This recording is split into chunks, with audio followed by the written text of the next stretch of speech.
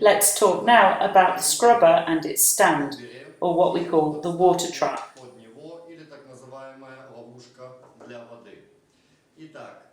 A good scrubber provides easy breathing and excellent CO2 absorbency, no matter how deep the diver is and how hard he is working there. The quantity of CO2 produced during 1 minute depends on the metabolism of the individual and how hard he is working. Similarly, the ability of the scrubber to absorb CO2 becomes less efficient with increasing depth. As the Rebel rebreather was created for deep dives, the choice of scrubber is very important. This is the reason why I've chosen to use a Proven scrubber, which I've used personally in hundreds of deep dives during the last 5 years. I continue to dive with this scrubber. Other deep divers I know use only the scrubber when diving deeper than 200 meters and performing physical activity underwater. If for the experienced and trained person this scrubber provides the necessary level of CO2 absorbency and easy breathing on depths lower than 200 meters, then for the average diver it will work perfectly at a depth of 100 meters. This model is a radial scrubber. It contains 3.4 kilos of Softnolime 797. There are 2 more sizes of the scrubber available with volumes of 2.5 kilos and 1.9 kilos. Either can be used, but you should always consider the ease of breathing under the water. Easier breathing can be achieved by using a scrubber with a larger surface area.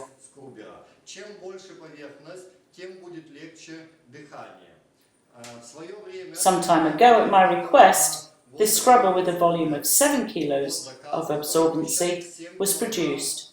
Its task is not to enable longer dive times, but to reduce breathing resistance and improve CO2 absorbency at depth.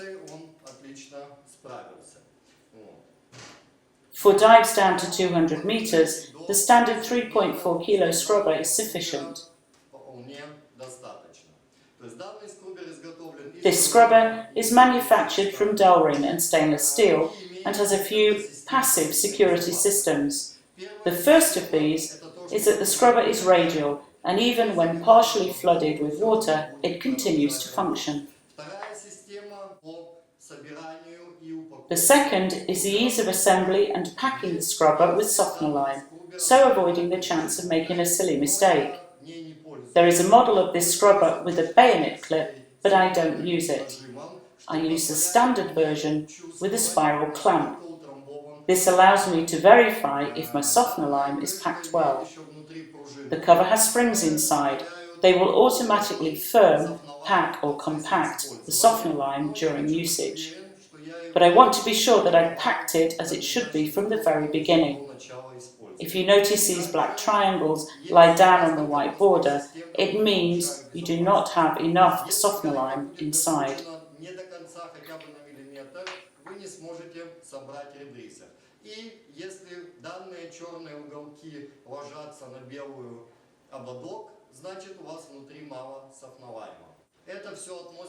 All of this also refers to the standard scrubber I've been using for many years. The only thing I added to this scrubber is this hand for more convenience. It makes it easier to take the scrubber in and to take it out. There is nothing more to add here.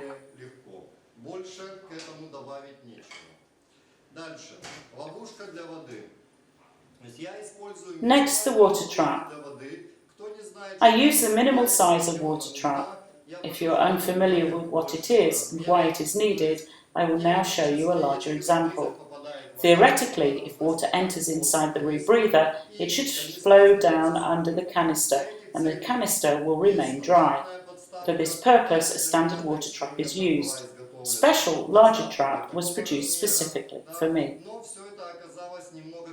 But all this may appear to be pointless or meaningless. Why?